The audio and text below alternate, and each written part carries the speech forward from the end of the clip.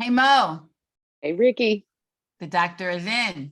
special edition on a Sunday. We love it. We love to see it during Touchtober, during Breast Cancer Action Yeah, Month, right? Because awareness is, everybody's aware. We've never not been aware of breast cancer. right. Some people are more aware than others, but the proverb says our people perish for lack of knowledge, right? Yeah. And so we got some really interesting conversations today. We're going to kick some knowledge, and then we're going to talk about what we need to do with that knowledge and where we're going next as we expand the conversation surrounding health equity. So we got some powerhouses I here. know The we got doc the. gets to I get to sit Oh my back and goodness. just listen to all these brilliant masterminds and these entrepreneurial and amazing breasties tell their stories. I So know these yeah, breasties are just badasses. Okay, I love them. They are just doing their thing, and we are all in this space trying to help our community and trying to save some lives. I'm gonna let we have Tia, we have Marissa, we have Jamil, and we'll go around let everybody talk about what they all do individually and then collectively what we're doing with Living Beyond Breast Cancer for this program called Knowledge is Power. I love it. So let's go, guys. Tia, go. Yeah, so I'm Tia Tomlin Harris. I am the program manager for the KIP program. I am also the co-founder of My Style Matters, which is a nonprofit organization based out of Atlanta, Georgia, that provides resources, support, education, and healthy lifestyle experiences to those that are disproportionately impacted by this disease called breast cancer. Awesome. Marissa, I'll pass it over to you. Yeah. Hello, everybody. My name is Marissa Thomas. I am the co-founder and CEO of For the Breast of Us, an online community for all women of color who have been affected by breast cancer. We focus on community education and advocacy. So we are helping women learn how to advocate for themselves, especially when they're diagnosed with a diagnosis of breast cancer. We're going around educating our community about breast cancer, and so they can be aware of their own health and advocate for themselves. And then just community overall, we knew that there was a need for there to be a space where women of color who were diagnosed with breast cancer, where they could come together, share resources, and connect with each other. And so that's what we provide. Awesome. Jamil, you want to go? Sure. So my name is Jamil Rivers. I'm the founder and CEO of the Chrysalis Initiative, and we are focused on making sure that Black women and women of color who are impacted by breast, ovarian, or lung cancer, that we address those disparities that are attributed to bias and racism. So the way that we do that is with a number of different activations where we provide coaching and patient navigation. We also work with health systems to increase their patient navigation capacity, and we reveal their blind spots as far as their cancer care delivery, where we do an equity assessment and show them how their Black and brown women are receiving disparate care and how they can improve in those areas. And we also have our BC Navi app and also our clinical trial work. I also serve on the board of Living Beyond Breast Cancer. This program, Knowledge is Power, kind of spurred from my experience of living with metastatic breast cancer, becoming an advocate. I'm a young advocate alum with Living Beyond Breast Cancer, and just being frustrated about just the lack of specific, targeted, focused information for us as Black women going into these spaces vulnerable, getting information that's not really putting it out there to let us know that we're going into these vulnerable spaces and potentially going to be impacted by racism, but not having that knowledge going in. So just making us susceptible to being victim of disparate care. So Knowledge is Power was birthed from that. And I also have the honor of being the Black Breast Cancer Advisory Board Chair. So I'm just so proud that this little idea for me going on a text rant is now a full-blown program that's helping so many Black women.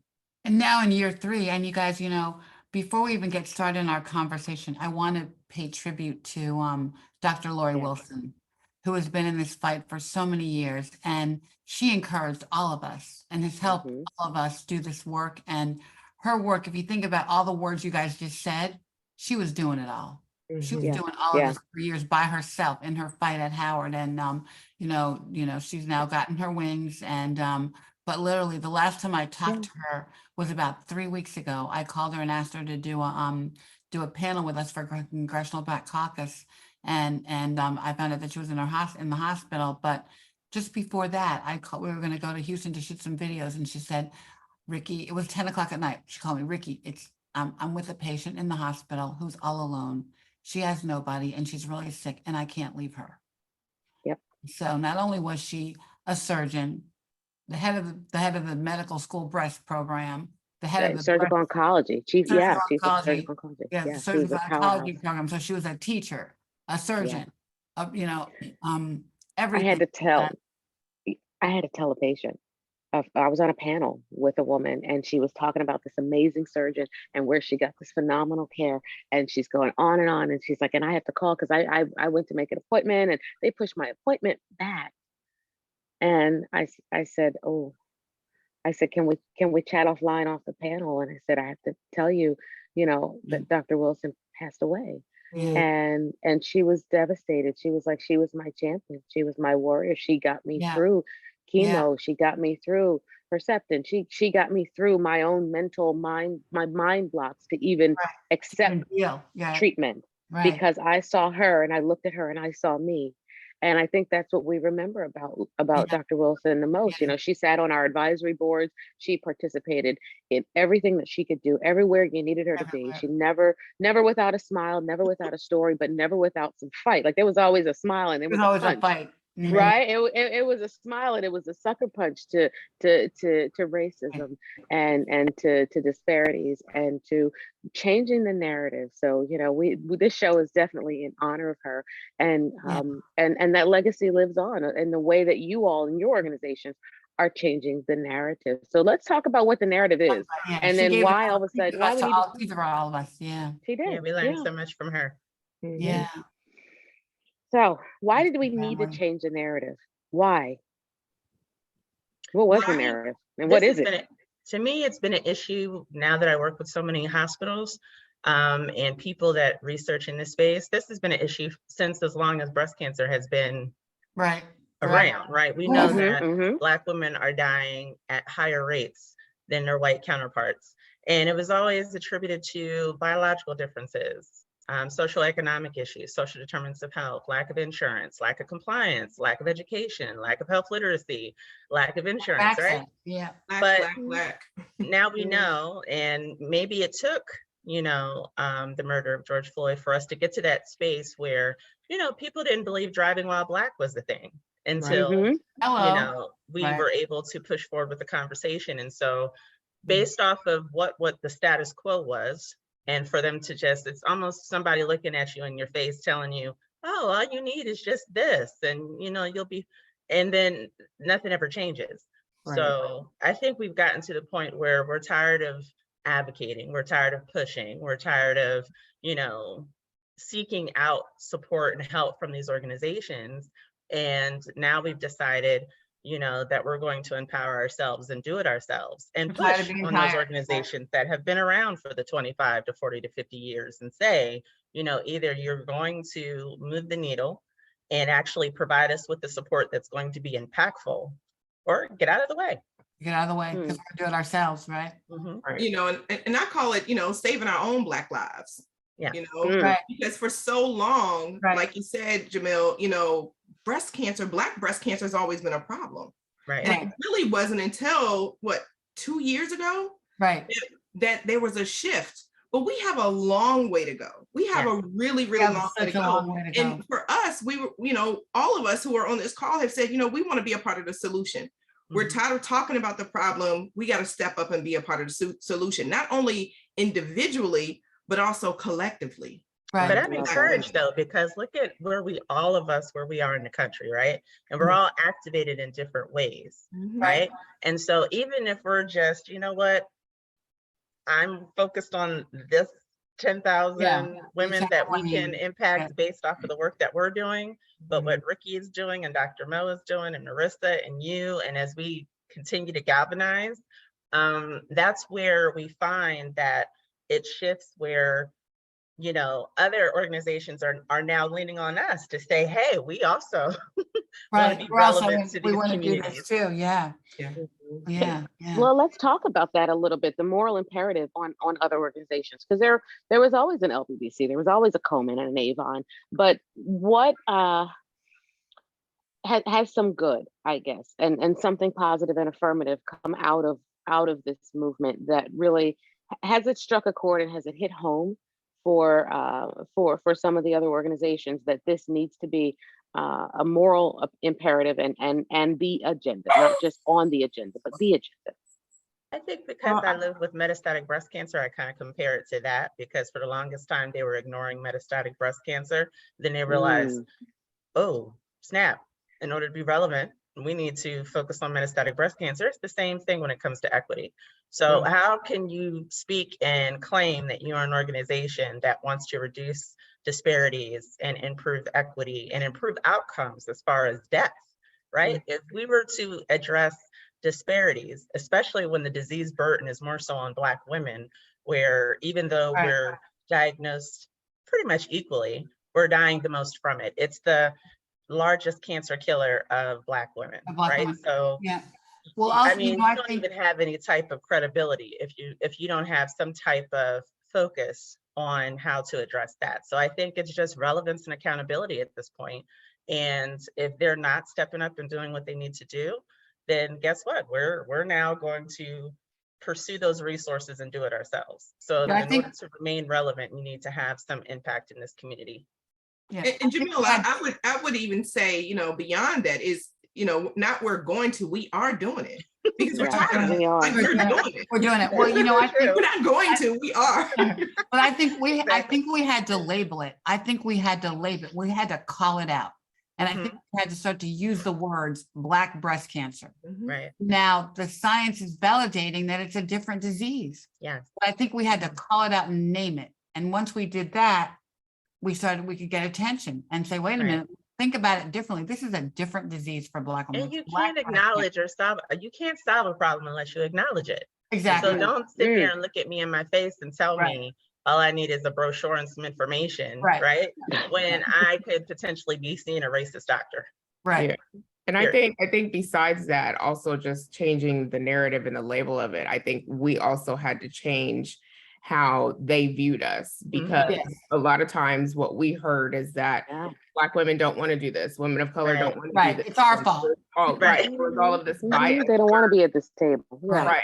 Where we're dispelling that myth of the fact of like, no, we do want to be informed. No, we do want to be at We do participate in clinical trials. Exactly. We are educated. We do have insurance. We are compliant, right? Right. And yes, there's mistrust, of course, but most of the Black women I find in our focus groups, they trust the doctors to a fault. Right. They do. You know, I don't have to know what my that's stuff a type good is. point. I don't need to They know do. They do. what my treatment type is. My doctor, I am good. But Right. sometimes you're not Well, you good. know what? But you know what, Janelle, we hear that too, that I trust my doctor. But then when you peel back the onion, you start to ask them questions about what the doctor actually did for you. Then I'm like, well, no, I didn't get that. No, I didn't get a clinical trial. I didn't know that we were options here. I didn't get offered the then- standard of care. And then they're like, can we wait a just start minute, there? should I trust my doctor? Because if you they inherently want to trust the doctor. They want to trust the doctor, but then when you peel away all the things that they weren't offered or the things that they were missing, like, whoa, by wait a omission. minute.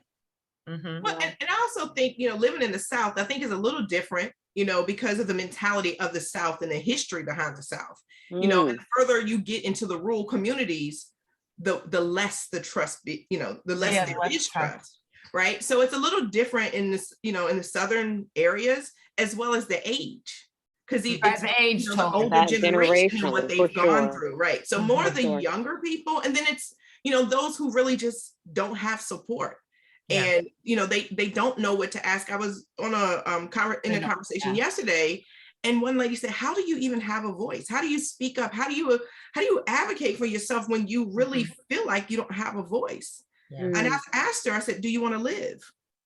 Is your life important? And do you find yourself to be worthy of living? You got to speak up. You guys speak up, but they don't even know what to ask for. We don't know what Right. to ask for. We don't know. And I think, what Marissa's doing in terms of, she said the word advocate probably 4 times when she talked about what they do. Teaching people how to advocate for themselves, but you don't know, hold on, wait a minute. I don't want the McDonald's drive-through appointment. I want the Ruth Chris appointment where I get all the stuff, doctor. You know what I mean? Like, Yeah. you don't know what to ask for, and that you can ask. Right.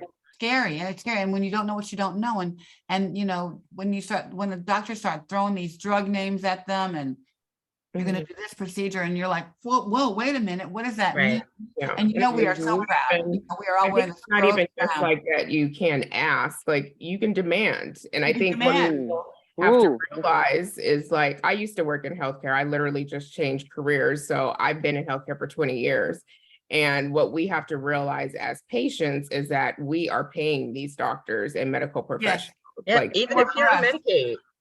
right. You're paying them for a service regardless. Yes. And so you can demand to have some of your questions answered. And what we have to realize is that when you do ask those questions, or you demand to have those answers, and if that medical provider doesn't want to give those to you, you can go see somebody else. And that's Yeah. fine. Fire the have doctor. Well, choices, I you would have just options. also follow up with that we Fire the also, doctor. some people are not assertive. So I think that's the reason why organizations like ours can meet people where they are, Right. and then also understand that sometimes it's not as easy to, just switch doctors. So I know that we have patients in rural areas where the next, center that they can go to is Hour and a hundreds of half, miles 2 away. hours, And if they want 3 to hours. change doctors, or if they complain, they're penalized, where they're blocked from going to that particular I center. know. So I think it's, yes, we need to empower them, provide them with the information, understanding what standard of care is, making sure that they're getting that. And I think that's what's so great about this program and all the work that we're doing, is we're making sure that they're not going to be falling through the cracks by that. I call it death by paper cut. It's like you poke holes in all these different emissions, and then it's just like a car. If you poke holes in the tire, it's going to crash after a while. Let me ask that. How does knowledge is power address that, and how does it teach women to advocate for themselves? Yeah. Let's look at the evolution, Tia. We started this is our 3rd year doing this with LBBC, right? So where do we start? How do we get here?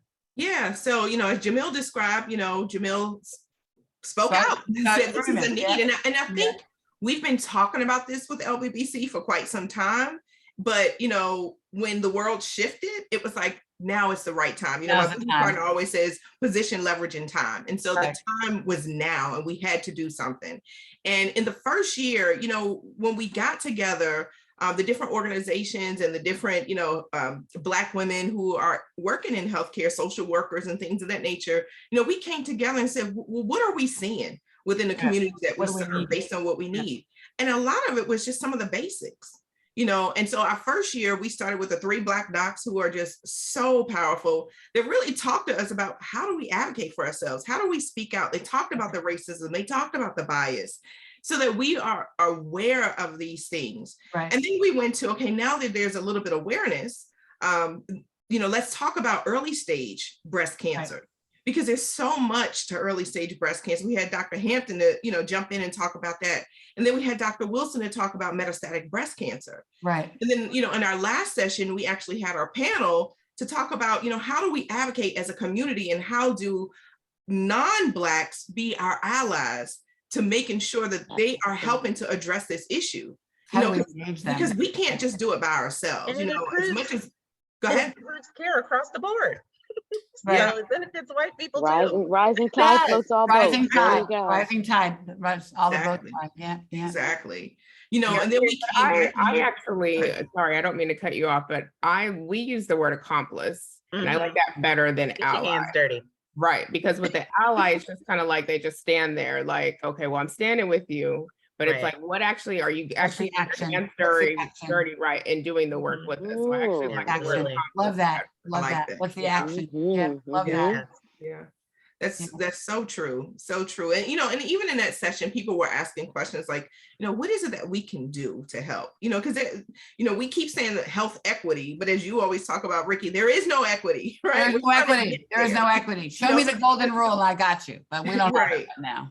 And then fast forward in year 2, we said, okay, what else do we want to hear about? And so we brought on, the mental health piece, because that is a So huge huge.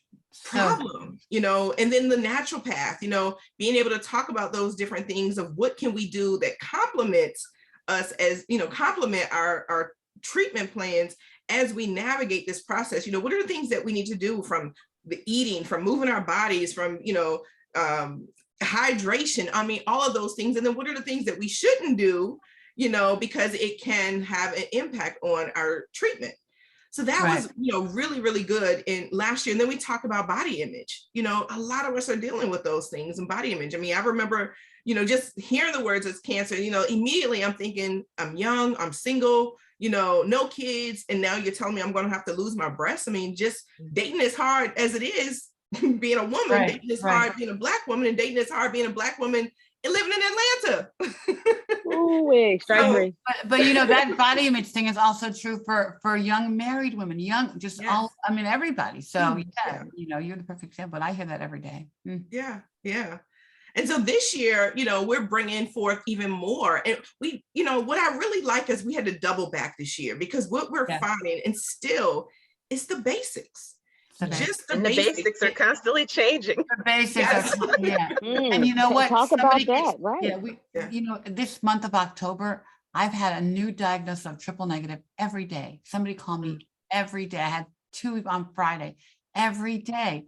And I think maybe because it's October, people are going to get their mammograms, and they're getting diagnosed with breast cancer every day. I've had somebody, like, no matter what we do, there's always a new person to educate. Yeah. Well, and it's funny you say that it's a new person to educate, but we're seeing a lot of recurrences. A lot of recurrences. Well, And we so have a it's 69% higher re-education. recurrence rate, 39% higher recurrence rate than women. Yeah. 39%. Yeah. So, getting back to standard of care, the stats have come out that, Black and Latina women are 30 to 40%, less likely to receive standard of care, or we don't receive standard of care. Right. So we're like, okay, let's get back to explaining what is standard of care. In order for you to understand everything your doctor is saying, and that that you're getting the care that you need and you deserve, you need to understand what that looks like. And be able to compare. So we're going to have that conversation this year, and I'm so excited. And the unique part is, not only are we hearing from the experts, but we're also hearing from the people with the lived experience, the women who are impacted by this disease, to come and talk about their experiences, and not only, the experiences, but how they navigated that experience. Because we want to leave people with resources and tools. We don't want to just talk about the problems, but we want to give people solutions and things that they can do to address their issues. So while, maybe let's just say if we were on the panel and we all went through something, we can be able to share those things that we went through, but we know the next person is probably going to go through the same thing. But I want you to be one step ahead of the game. You know what to do, and you know how to recognize it. And so that's what we're looking to do with KIP, by bringing both the experts as well as the women with the lived experience. And then session 2, we're going to talk about financial toxicity, which is huge. Especially for us. And then even now, this day and time with we're still dealing with this pandemic, even though numbers have been driven down, we're still dealing with the aftermath of it, right? Where people have lost their jobs, and some people don't even want to go back to work, so many different things. And so dealing with the financial toxicity. And then the next part is the third session, we're going to actually talk about relationships and how this disease has an impact on relationships, not just partner relationships, but friendships, family, your job, all of those things. And what do we do? How do we navigate that? Because so many of us have indeed lost friends or have had challenges, because this disease doesn't affect one person, it affects everybody around them. The whole family, Absolutely. everybody you touch, community. everybody you touch, your whole community. Yeah. So what's been the reception and the response from this over the last 3 years? How do we know that we are impacting our target demographic, and what changes have we seen as a result of this programming? Well, I definitely say that, the reason why I went to LBBC is because I knew, and credit to them, we were actually discussing this program prior to the murder of George Floyd and all the attention on equity. I think this really empowered it and enabled it to grow and have so much more eyes and attention on it. But to their credit, they were already thinking about how can we really focus and develop more programming for this particular population. And what I've seen is just the tremendous growth of reach for people not just to benefit and participate in the program, but to also learn about other organizations that LBBC partners with, and also understand the resources that LBBC offers, right? So that has been really rewarding. Just the LBBC is great because they're very data driven. And so we see that pre-data point and those post-data sets, and we do see that improved health literacy. We do see that improved likelihood to request you know, different information or advocate for themselves. So there is definitely that post behavior where we're seeing that change. And the earlier that people can benefit from this information, the earlier that they're going to receive that benefit, where they're going to have that reinforcement around going into their that continuum, you know. And so I really think that, especially my favorite one, of course, is the first panel, because it's talking about treatment. I think that's everything, you know. It's just so important to understand the type of breast cancer you have, all of those individual characteristics, and then the treatment plan that's recommended for you, the implications of that, and then making sure, you know, it's almost like you have to check your team's work. Okay, what is the validation that's going into that? So if, you know, all of the different elements, did you get that complete diagnostic workup? And I mean, that is everything. It's life or death. Did you get genetic testing? Did you get genomic testing? Do you understand what stage you are? Do you understand what options are available to you? Do you know that clinical trials are an option up front? All of those things are so important, you know? Absolutely. Let me ask it this way, because I see women every day. I have to tell them they have breast cancer, and there's only but so much information you can grasp at that moment. At that moment, because you're like, wait a minute, what the hell just happened? And like the bomb just, you know, somebody dropped a nuclear bomb in your life. And it's like it's like when you see people in those war movies and they can't hear anything and everybody around them is talking. And it's like, wait, I can't hear anything. And so how do we stage this out so that we can absorb this much? Because you're talking about your genomic testing, your genetic testing, your advocate. Like, how do you guide a patient through this understanding and soaking up all of this in a way that makes sense for them, and that they can actually that they can actually hear it when they can hear it. So I'd love to hear from all of you on that, because I know it's different for every patient. But you guys just fired off 10 things that somebody newly diagnosed needs to know, and all they heard was bombs going off. Right. So how do you package this up and walk a person through it? Yeah. Well, I would say with LBBC, you know, their website is terrific. And then, you know, even if you're not ready for advocacy initially, but, you know, they have so much digestible content specifically to your subtype, and then understanding what is standard of care, and did you get everything in order to establish what your, you know, treatment plan should be. Meaning, yes, it's a lot of information, but what are the most important things to make sure that you're on the right track, right? And then you have touch, where, you know, there's resources available there as far as just digesting that information, especially when it comes to Black women, learning about clinical trials and having that support to enroll, right? And then you have For the Breast of Us, where you have a whole community that can tell you about, you know, it's a Breasty love all around. Right. It's just, I mean, nobody's going to understand more so than somebody else that's been through it. And so you're not going to be by yourself. And so you're going to have that time in order to get to where you need to as far as that comprehension. And then you have My Style Matters, where it's like huge unmet need in our community. Exactly. Where, you know, Tia's organization is making sure that, you know, you have the information, but then there's also, here are all these preemptive resources that are available to you, so that you might not need it now, but know about this is what's going to happen. And then just the availability of providing that, just how do I navigate and understand all of this? And then with the Chrysalis Initiative, you have BC Navi, where our breast cancer guide is in there. So it's pretty much like, okay, I have hormone positive, or I have triple negative. What do I do? These are the tests that I'm supposed to get. This is what I'm supposed to know. And then you have a coach that has everything pulled together, where it's not just radiology, it's not just treatment, but it's everything. It's the So I think collective. the resources are there, and we need that amplification from partners like LBBC. Right. Yeah, 100%. Because, you know, a lot of us, when we were diagnosed, we didn't have any of these resources. Nothing. You know, that's Nothing. a big thing for myself, is making sure that I pass that information on to somebody else, so that way that their experience isn't necessarily like mine, and it's easier as well. Because for somebody that, I live in Atlanta now, but I'm originally from the West Coast, I didn't know anything about living beyond breast cancer when I was diagnosed, or even post-diagnosis, post-treatment. I didn't learn about living beyond breast cancer, I would say probably until about 3, maybe 4 years after I had already went through treatment. And so that was one of my biggest things with Living Beyond Breast Cancer. When I went through their Young Advocate program, it's like, you guys need to get a foot out into the West Coast, because there's so many of us who are being diagnosed, Black and brown women, who need these type of resources. And granted, you could have somebody like myself, or, you know, either one of you going out to the West Coast and being like, hey, this is a great resource. But if the organization themselves aren't going out there and putting their foot, you know, out the door and letting people know that there's this resource, then it's going to be really hard for us as advocates to be able to do the same thing.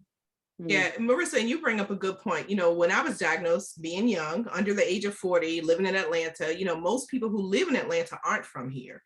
And at the time, my company was laying off, so I couldn't be vocal, you know, and I would get into these groups on social media, and I would be the lurker in the group because I was afraid that I would be quote unquote outed, right? I didn't want my job to know, because I was afraid to lose my insurance. It wasn't even about the financials, it was the insurance. Right? Oh my I'm thinking about my God. quality of care, right? Right. Overall, my quality of care. And so I Right. started going to support groups, but nobody looked like me. It was older white women. And it wasn't that I had a problem with them being older or white. They just couldn't answer the They questions couldn't relate. Right. that I had. Right. So that's what led me to start a sisterhood. You know, I reached out to a number of organizations, and even some of the Black organizations that I found on social media, and there was no response, sadly. Right. And I said, you know what? God put on my heart, you be the Tia that you needed Right. for other people. Right. You know, and so I started a sisterhood, My Breast Years Ahead. We have like over 650 women, all based in the greater Atlanta area, that's been impacted by this disease. And the numbers are, you know, continuously growing. We're seeing people have recurrences and all of these things. And you know, it's something that's just so important, and this information is so critical. And like you said, Jamil, earlier, you know, we're doing the work. We're doing the work. We're doing the work. Saving lives. Yeah. Saving lives. Let me ask this Luckily- question. Okay. Oh, I was just going to say, I learned about LBBC 3 months after I was diagnosed. So I think Yeah. that information has enabled me to stay on the right track and then be empowered as an advocate. But if you think about it, I'm still living this every day. So Yeah. your organizations that I can lean on, and the Chrysalis Initiative now, it helps me. It's not just, you know, helping out the ones that are being diagnosed behind me, but living with metastatic breast cancer, I need all of you. Saving your own life, right? Wow. And you know, I met LBBC not too long after, because they have a partnership with the Triple Negative Breast Cancer Foundation. And within their conference, they let us do a conference within the conference. And so really that conference was the first time I had ever met any other breasties with triple negative, and definitely any other Black ones. And that's maybe 2 years out for me, but they were able to really support the Triple Negative Breast Cancer Foundation and give us a presence that we couldn't have our own conference, but that led us to just meet more people. But I think they've answered the call. So you guys, we should talk about exactly what the dates are for this, so people know what to look for and how to find the information. And we'll post that with the post. But the first one is on the 27th, right? Yes, Thursday, October 27th. And you know, the beauty in it this year is, and you asked the question, how have we evolved? So in the earlier years, we only had our sessions for an hour, but we found women were saying, wait a minute, don't go. I have more questions. Yeah, and so now we're making it an hour and a half. And the unique thing that we're doing this year is we're making it even more accessible, right? Because think about it, on a Thursday night at 7 o'clock, everybody's not able to participate. So this year we're piloting virtual watch parties. So we have identified a few organizations from the Black Breast Cancer Council, and these different small community groups in rural areas are able to bring people together in person to be able to host a virtual watch party on their time when it's convenient for, the people that they support. And I think that's so great. That's so great. Bring people together. Cause I mean, That is great. for so long, we haven't been together. We haven't right? been able to Like, hug, Yeah. touch and And see each also other and the ask greater questions and Philadelphia area. say it again. Yes. Also the greater Philadelphia area. So not necessarily rural, but Well, Mhm. yes. It's I'm true, thinking yeah. just for the we smaller will be, groups. getting together as well. Yes. And Wow. some of the groups are going to do virtual watch parties as well, because they do have some touch points in different cities and things of that nature. But that's a new addition this year that we're doing. Love And it. I know, even though it's a pilot, I know it's going to be have great outcomes for us to continue to do this, because we have to recognize, as Jamil always says, we have to meet people where they are. We Mhm. can't expect people to just hey, this is a date, this is a time, you show up or you're going to miss out. So- So we're creating those opportunities for people to still be connected and plugged in. And so the second day is going to be November the 3rd, which is also on a Thursday, 7 p.m. to 8:30 Eastern Standard Time. And then November 10th, which is also a Thursday, 7 p.m. to 8:30 Eastern Standard Time. And people will have an opportunity to ask whatever questions that they want. I'll be moderating. So feel free to chime in the chat. We'll have chat moderators. You'll get a chance to engage with some of the partners, the anchor partners. And we hope everybody just, come, share the news, share the message. It's not just also for those who have been impacted by breast cancer and that are Black, but also even the caregivers. We want them to come too and hear these messages, Yes. especially The whole family. I mean, all sessions, but especially 2 and 3, because 3 touch upon the relationships and 2 touch upon the financial toxicity. Mhm. Yeah, that's Wow. great. And so where do we go? Where do they have to go to get there? So lbbc.org, you go on the website and you'll find the information for Knowledge is Power, and make sure that you register. Tell them where you heard about us, heard about the event, and tune in. You'll get an email with all of the Zoom information, and just be sure you don't share out those links, because those links that you're going to receive from Zoom this year is going to be a personal link just specifically for you when you register. And attend, be sure to attend. It will be recorded. So if you happen to miss it, at a later date, they will have a replay on their YouTube channel. Right. And we'll all be posting on our pages, all the information for you to connect. So you know where to go to look at For the Breast of Us, the Chrysalis Initiative. And Life Matters. Yes. And I do want to say this too. So this year we will be having giveaways from Black owned businesses. So I had to highlight that. I love that. I think that's important, as we talk about what equity looks like. It's not just in the programming that you offer, it's in who you're inviting to be at that table to expand that conversation. It's in the sponsorship and the mentorship. It's in supporting Black businesses. Where do you think this should go next? Like what's the evolution look like? Because you guys are the change agents, right? You are the evolvers. You're the people sitting and coming up with and your fingers on the pulse of where we need to go next. So what do you hope to see more of? And where should these conversations go, particularly in these organizations like Living Beyond Breast Cancer, who are somewhat newer to this space? What do you think they need to do and need to know?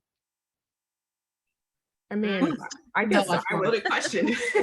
So much work to do, so much work to do. I mean, I guess the first thing that I would say is like, even after this, like at some point, even if we're having, in-person community, type of conversations like this would be great. It's one of the things that I realized when we had our gala last weekend, and we did a whole weekend thing where we went to TSU and did a community outreach event there. And some of the women who, they don't have any ties to TSU, but they were survivors and thrivers, came out, to help us talk to some of the students and the women that were there about their own experiences of being diagnosed with breast cancer, or asking them, how have you been affected by breast cancer? So it's just being able to have these organizations like LBBC maybe do community groups where we can all meet up, we can, relate to each other, meet other thrivers and survivors in the area, but then also educate each other as well. Yeah, more live interaction, Love that. Love that. Well, you know me, I feel like the change can not only be on the patient side, that there has to be more accountability on the care delivery side. Mhm, So mhm. I know that Care we're delivery, pressing, and yeah. so LBBC can definitely help amplify that work. Yeah. Or even teaching more of our patients to demand it from their caregiver, from their, Right. you know, More HC. accountability. Yeah. What about you? Awesome. Yeah. No, I would just love to see the continuous growth, you know, and Jamil hit upon it, you know, no, not Jamil, Marissa.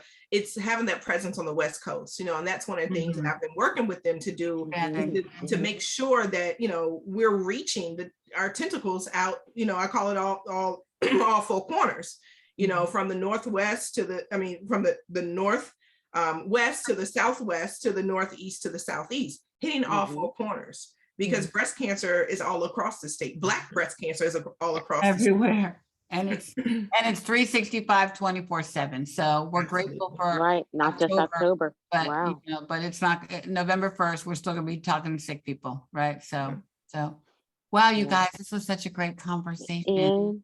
Incredible. Incredible. I love you guys so much, and we have so much more work to do, and I'm so glad, so happy to be, you know, in partnership with you to do this work. So we'll keep plugging 4 away. dates again.